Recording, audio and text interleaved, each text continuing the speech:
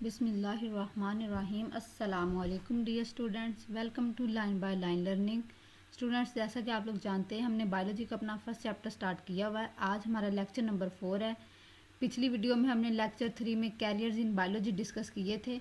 Major carriers हमने discuss कर लिए थे। अब इसके अलावा कुछ और कैरियर्स है जो हम आज की वीडियो में डिस्कस करेंगे। स्टूडेंट्स के बायोलॉजी में और मेजर जॉब्स हम कहाँ कहाँ एफएससी मेडिकल करने के बाद ले सकते हैं।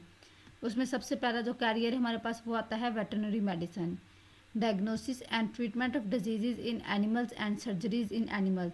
स्टूडेंट्स, ये एनिमल्स के रिलेटेड है, यानी कि जिस तरह मेडिसिन एंड सर्जरी की डिग्री है ह्यूमंस के रिलेटेड, इसी तरह वेटरनरी मेडिसिन की जो फील्ड है वो है जिसमें एनिमल्स की जितनी भी डिजीज़ हैं उनका प्रॉपर डायग्नोस किया जाता है। कोई भी जानवर बीमार हो जाता है तो एनिमल्स हॉस्पिटल्स होते हैं जहाँ पे एनिमल्स के स्पेसिफाइड डॉक्टर होते हैं जो उनकी डिजीज़ की डायग्नोस करते हैं, फिर ट्रीटमेंट करते हैं और सर्जरीज वगैरह सारा कुछ ये इसमें किया जाता है।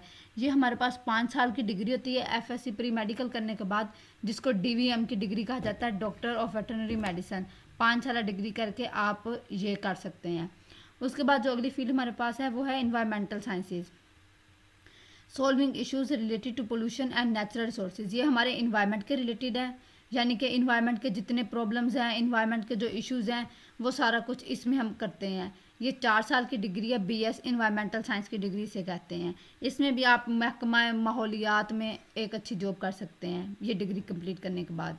उसके बाद जो अगली फील्ड हमारे पास है वो है माइक्रोबायोलॉजी की, research on microorganisms to understand their impact. Microbiology word से भी आपको पता चल रहा है कि माइक्रो ऑर्गेनिजम्स के रिलेटेड है, यानी कि जितने भी हमारे पास माइक्रो ऑर्गेनिजम्स हैं उन पे रिसर्च करना कि ये कौन सा माइक्रो ऑर्गेनिजम्स हमारे लिए फ़ायदेमंद है, मेडिसिन में कौन सा हम यूज़ कर सकते हैं, ड्रग्स में कौन से यूज़ कर सकते हैं, कौन से हमारे लिए नुकसानदेह हैं, माइक्रो ऑर्गेनिजम्स का हमारी हेल्थ पे क्या इम्पैक्ट है, ये सारा कुछ हम इसमें स्टडी करते हैं। ये भी 4 साल की बीएस डिग्री होती है, बीएस माइक्रोबायोलॉजी।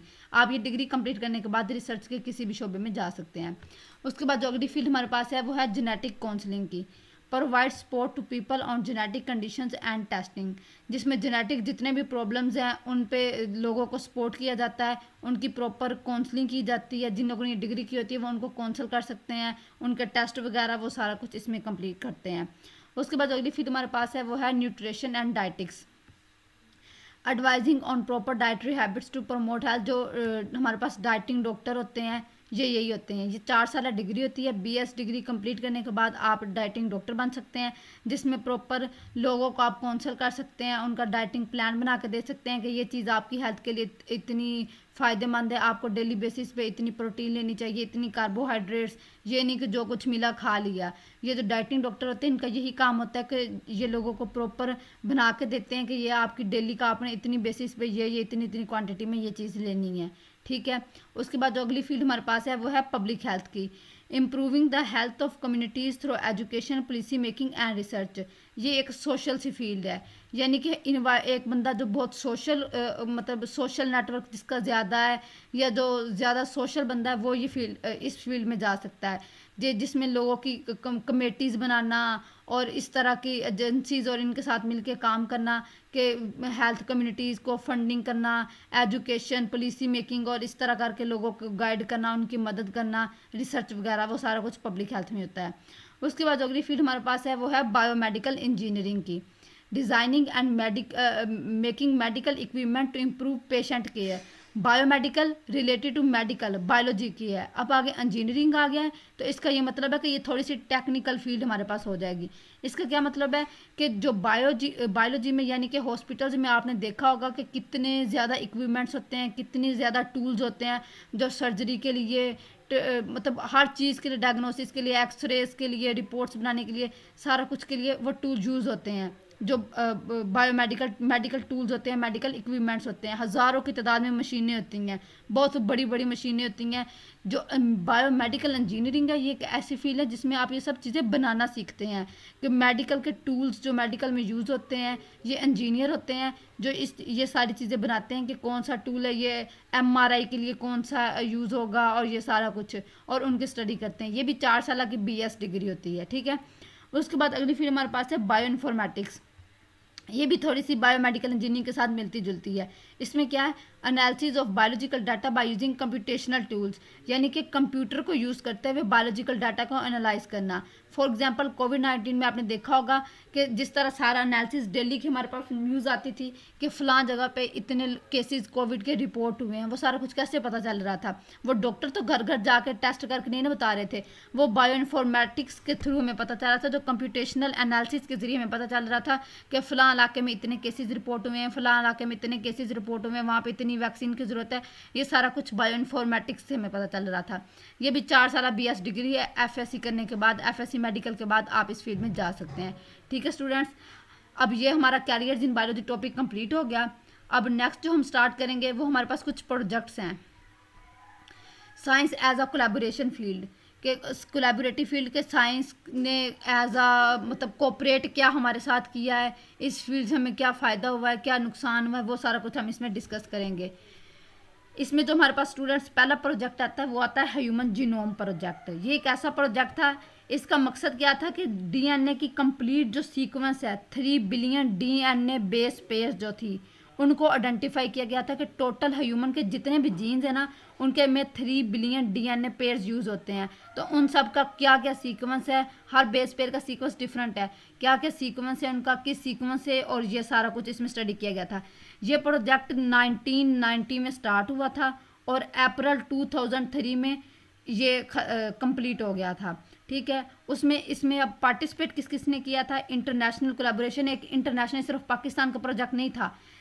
1990 ये सिर्फ पाकिस्तान का प्रोजेक्ट नहीं था, ये एक इंटरनेशनल लेवल का प्रोजेक्ट था जिसमें इंटरनेट बहुत ज़्यादा कंट्रीज़ ने पार्टिसिपेट किया था, जिसमें US था, UK, Japan, France, Germany, China, Pakistan और बहुत सारी कंट्रीज़ थी। ठीक है, अब इसकी अचीवमेंट क्या थी कि ये सारा प्रोजेक्ट हुआ जो 1990 में शुरू हुआ, 2003 में ख़त्म हुआ है। इतने कंट्रीज़ ने पार्टिसिपेट किया है। इनका काम क्या था कि DNA के टोटल जितने भी 3 बिलियन बेस पेयर्स हैं उनका सीक्वेंस डिटरमाइन करना।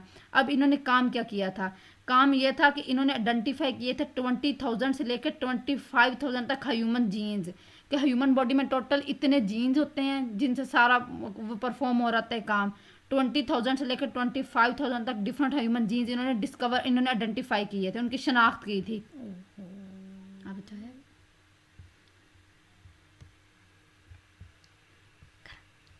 ठीक है, अब इसका सारा बाकी जो मतलब ह्यूमन जीनोम प्रोजेक्ट का मेन पर्पस था वो क्या था?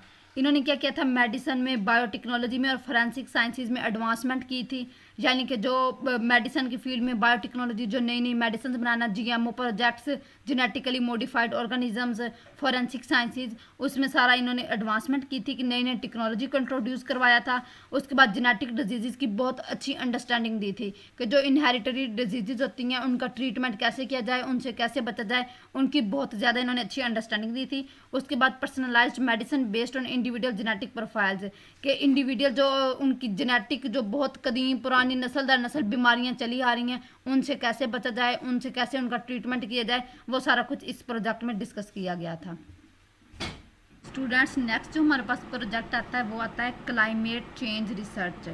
ठीक है, अब क्लाइमेट क्या होता है? हमारा माहौल, आबो हवा चेंज, उसमें हमारे यानी कि क्लाइमेट चेंजेस क्या हो रही हैं रोज़ बरोज़, उन पे तो रिसर्च की गई। ठीक है, अब इस प्रोजेक्ट का क्या गोल था? इसका ये मकसद था कि जो पास्ट और प्रेजेंट, यानी कि हमारा जो पहला आज से कोई 20-25 साल 50 साल पहले जो हमारा आबो हवा थी, हमारा माहौल कैसा था, उसमें जो हमारा अब जिस माहौल में हम रह रहे हैं, जो आज अब की हमारी आबो हवा है, उसमें क्या फ़र्क हुआ है।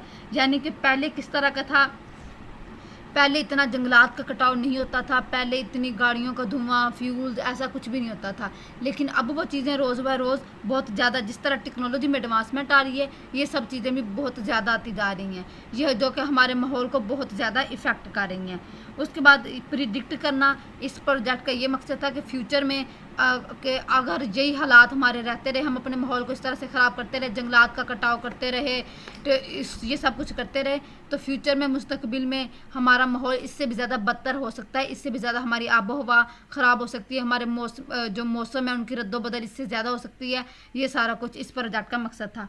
ठीक है, अब इन्होंने क्या किया?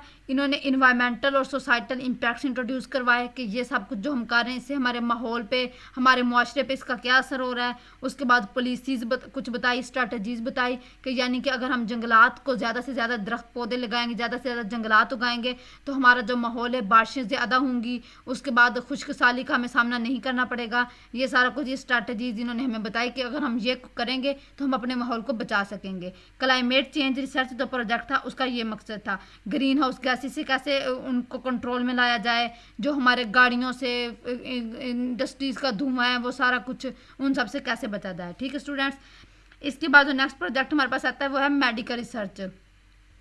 अब इसका क्या मकसद था, डिफरेंट जो बहुत ज़्यादा फैलने वाली डिजीज़ हैं, क्योंकि कुछ साल पहले सर्वे हुआ था जिसमें कुछ डिजीज़ हेपेटाइटिस थी, कैंसर वगैरह जो बहुत ज़्यादा बहुत तेज़ी से फैली जा रही थी, पाकिस्तान के सिवा पूरी दुनिया में जो बहुत ज़्यादा असरअंदाज हो रही थी।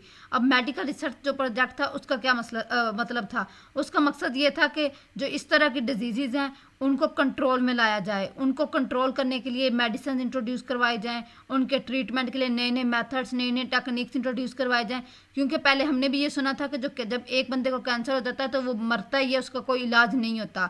लेकिन अब बहुत ज़्यादा कंट्रीज़ में ऐसा हो रहा है कि कैंसर का प्रॉपर ट्रीटमेंट किया जा रहा है। इवन कि पाकिस्तान में भी बहुत सारे लोग कैंसर का ट्रीटमेंट निकल आया है, लोग बिल्कुल पहले की तरह शिफायाब हो रहे हैं। ठीक है, इसमें भी ये एग्जाम्पल दी कि cancer research involve oncologist, cancer consultants, biologist, biochemist, genetics, pharmacologist and statisticians. जो कैंसर की रिसर्च कर रहे थे उनको कहते हैं ऑनकोलॉजिस्ट। कैंसर कंसल्टेंट्स जिन्होंने कैंसर के ट्रीटमेंट के लिए मेडिसिन, उसका पूरा ट्रीटमेंट वो इंट्रोड्यूस करवाया। बायोलॉजिस्ट हैं जो बायोकेमिस्ट हैं जो मेडिसिन इंट्रोड्यूस करवा रहे हैं, जेनेटिक्स हैं, फार्माकोलॉजिस्ट हैं, ये सारी फील्ड्स हैं पीछे पढ़ के आए हैं। मेडिकल रिसर्च में ये सारा कुछ किया जाता है, मेडिसिन का ट्रीटमेंट, जो नई नई बीमारियाँ हैं जो बहुत ज़्यादा फैल रही हैं उनका ट्रीटमेंट किया जा रहा है, ये सारा कुछ। उसके बाद स्टूडेंट्स जो नेक्स्ट हमारे पास फील्ड है वो है रोबोटिक्स और आर्टिफिशियल इंटेलिजेंस की। अब ये देखने पढ़ने में तो ये लग रहा है कि ये तो कंप्यूटर साइंस की फील्ड है, इंजीनियरिंग की फील्ड है, इसका बायो में क्या काम है, बायो में कैसे आ गई है। स्टूडेंट्स एक फील्ड जो है वो दूसरे के कोलैबोरेशन से चलती है। ठीक है, अगर आप हम बायो में से बिल्कुल मैथ्स को निकाल दें, कंप्यूटर को निकाल दें तो बायो इनके बगैर कुछ भी नहीं है, ऐसा ही है ना। अब रोबोटिक्स और आर्टिफिशियल इंटेलिजेंस क्या थी। The field of robotics and artificial intelligence is a highly interdisciplinary, it involves computer science, engineering, mathematics, neuroscience and psychology. This collaboration has led to significant advancement in robotic system, autonomous vehicles, machine learning and natural language processing. अब ये कि ये है तो computer की field, engineer की fields हैं दोनों। इसमें क्या होता है, कंप्यूटर साइंस है, इंजीनियरिंग है, मैथमेटिक्स है, इस तरह के सब्जेक्ट्स स्टडी किए जाते हैं। लेकिन इनका बायो में क्या काम है, बायो में जो जितनी भी एडवांस टेक्निक्स आ रही हैं, एडवांस मेथड्स आ रहे हैं ट्रीटमेंट के, वो सारा कुछ इसमें कंप्यूटर ज़्यादा से ज़्यादा यूज। अब इसमें आर्टिफिशियल इंटेलिजेंस और रोबोटिक्स की मैं आपको एक एग्जांपल देती हूँ। फॉर एग्जांपल पाकिस्तान में भी तो इतनी अभी तक हमारा वो इतना स्टैंडर्ड हम उस लेवल पे नहीं पहुँचे, लेकिन जो बाहर की कंट्रीज़ हैं, जो बहुत ज़्यादा डेवलप्ड एडवांस कंट्रीज़ हैं, उनमें ये चीज़ बहुत कॉमन हो गई है कि हॉस्पिटल्स में रोबोट आए फिरते हैं। यानी कि उन्होंने सारा अपना सिस्टम रोबोटिक्स पे कर लिया है। वो क्या करते हैं, जो शुगर के पेशेंट हैं उनके इंसुलिन रोबोट उनको लगा रहे हैं। ठीक है, जिससे क्या होता है कि जो डॉक्टर्स हैं, नर्सिस हैं, उनका स्टाफ है, उनकी बचत होती है, टाइम की इतनी ज़्यादा वो नहीं ज़ाया होता। एक एक पेशेंट के पास जाना, डॉक्टर का उसको करना, इंसुलिन लगाना, वो सबसे डॉक्टर की भी बचत हो जाती है। इससे डॉक्टर्स को भी ज़रा उनको भी आराम मिल रहा है और बहुत ज़्यादा फ़ायदा हो रहा है, टाइम की भी एक बचत हो रही है। बहुत कम जितने टाइम में डॉक्टर ने एक पेशेंट को इंसुलिन लगानी थी, जितने टाइम में डॉक्टर ने एक पेशेंट को इंसुलिन लगानी है, उतने टाइम में रोबोट वो काम बहुत ज़्यादा एक्यूरेसी से करेगा और एक से कई ज़्यादा पेशेंट्स को इंसुलिन लगा लेगा। जिससे क्या साबित होता है कि टाइम की भी बहुत ज़्यादा बचत हुई है, वो काम बहुत ज़्यादा एक्यूरेसी से भी हो गया है। ये सारा कुछ कब कैसे पॉसिबल हुआ है, रोबोटिक्स और आर्टिफिशियल इंटेलिजेंस को बायो में इंट्रोड्यूस करवा के, बायो में ऐड करके, ये सब चीज़ें इस वजह से पॉसिबल हुई हैं। ओके, अगली जो फील्ड हमारे पास आती है वो है स्पेस एक्सप्लोरेशन। इसमें क्या, organisations like NASA and international space station ISS involve scientist from various fields including astrophysics, planetary sciences, engineering, biology and medicine. This collaboration enable scientist to investigate the cosmos. अब इसमें क्या है कि space exploration यानी कि जो जाते हैं खलाबाज हैं, रॉकेट्स भेजते हैं खला में, उनसे सारा वो इन्फॉर्मेशन लेते हैं, वो सारा कुछ स्पेस एक्सप्लोरेशन में आता है। अब इसका बायो में क्या काम है? अब बायो में इन्वायरमेंट, ये सारा कुछ हमारा बायोलॉजी में आता है। जिस तरह हमें पहले पता चल जाता है कि कल बारिश होगी कि नहीं, महकमा मौसमियात वाले जो हैं आप उनकी एग्जांपल ले सकते हैं कि इतने दिन बारिश होगी, अब इसके बाद मौसम बिल्कुल सही रहेगा। सारी ये मौसम का करना कि इतने दिन, वो हमें कैसे पता चलता है? वो स्पेस एक्सप्लोरेशन से हमें पता चलता है। ये कैसे पॉसिबल हुआ है? स्पेस एक्सप्लोरेशन को बायोलॉजी में इंट्रोड्यूस करवा के उसमें ऐड करके जब बायोलॉजिस्ट उनके साथ मिलकर काम करेंगे तो एस्ट्रोफिजिक्स के साथ, तो ये सारी चीज़ें इन सिर्फ उनकी वजह से पॉसिबल हो सकती हैं। ठीक है स्टूडेंट्स, हमारा एक और टॉपिक कवर हो गया। नेक्स्ट इंशाल्लाह हम अगली वीडियो में साइंटिफिक मेथड अपना टॉपिक स्टार्ट करेंगे, जो कि हमारे पास एक इंपॉर्टेंट लॉन्ग क्वेश्चन भी है। तब तक के लिए अल्लाह हाफिज़, कीप लर्निंग, कीप एक्सप्लोरिंग।